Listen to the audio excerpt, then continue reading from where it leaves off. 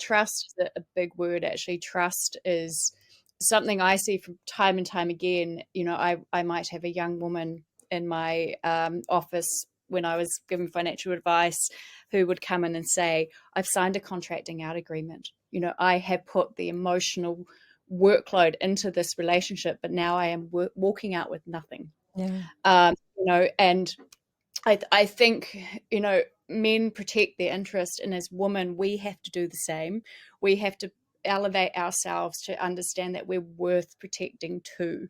And, it breaks my heart to have these young women sitting in the office realizing they've been played, or realizing they're walking out of a relationship not protected by the Relationship Property Act anymore, which they would have got a lot more from, because they've signed a piece of paper which at the time they trusted their partner, to have their best interest at heart too. And, they're walking away with essentially their trust broken, their hearts broken, having to start again from scratch.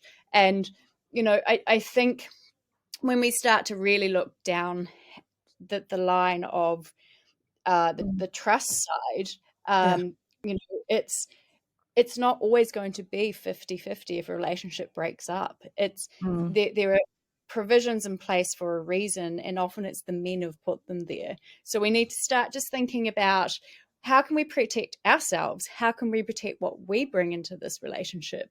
That woman who said, I've saved $100,000, that's fantastic, but that's $100,000 that she's worked hard for, blood, sweat, and tears, sacrifices to get Yeah. there. So have these conversations. What if this doesn't work out? How are we going to protect that for you? It's not greedy or selfish to ask those questions as women.